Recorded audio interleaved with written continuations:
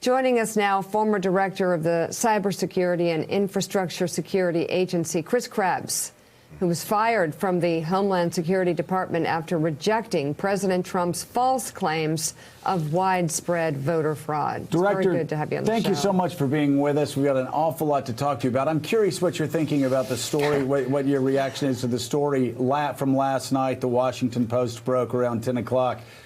That the Iranians, and I'll just read it here, the FBI has concluded that Iran is behind online efforts to incite lethal violence against the FBI director, Christopher Wray, and you, and other election officials that Donald Trump has been attacking.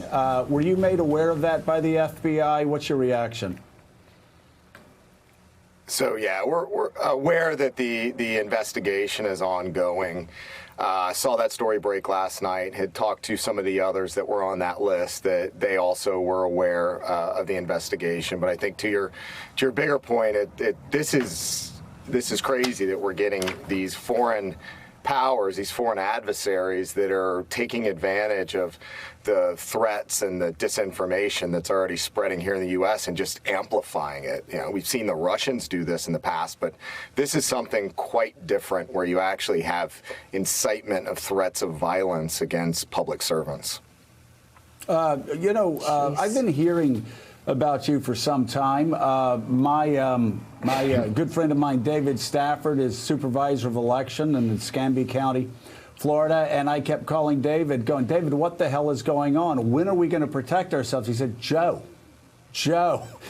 there's this guy, and he's been telling me, he goes, I promise you, because David and I both know, and anybody who's been around elections knows, every 2 years, something goes wrong. There are votes that are screwed up. Bad things happen. But he's been saying consistently to me, this is going to be the safest, most secure election in American history. I believed him, and I'll be darned if that's not what the experts are all saying right now. And in fact, that's what you had to reiterate, that this election, for all the sound and fury, has been the most secure election in U.S. history. Explain how you did it.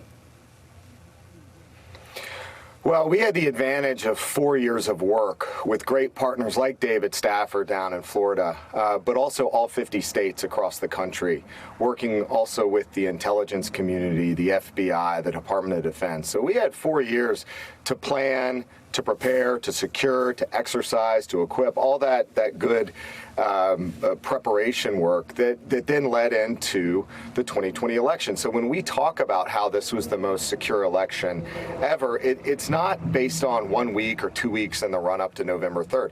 It's based on the confidence of the work that we collectively as a community did over 4 years. But most importantly, and what we saw play out in Georgia 3 times, was the recount of paper ballots. The more paper you have, the more you've got the receipts, right? You can go back and check your math. You can build it back up. The fact that 95% of the votes cast in the United States, including pretty much all votes in the swing states like Georgia and Pennsylvania and Wisconsin and Nevada and Arizona, all those have paper ballots that can be canvassed and then audited and then recounted, and the outcomes were consistent. So that's why even if there is some sort of malicious algorithm or crack-in or whatever the claims are, they're nonsense because we've got the paper, we can check the math. Yeah. So looking ahead to the Georgia runoff, what are you thinking? What are your concerns there? How important is it that it's tight, that it goes without a hitch? Well, my concerns in Georgia are that we've seen, whether they're surrogates for the Trump campaign or others that are acting of their own accord, continue to sow and undermine confidence in the systems down there, in the electoral process, that the vote's rigged, that it doesn't count.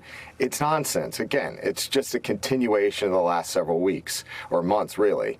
The voters in Georgia, and I'm from Georgia, so I feel like I got a little bit in this one, but they need to have confidence in the systems. When you go and if you vote in person, check that the ballot reflects your pick. If you're voting by mail, get it in on time.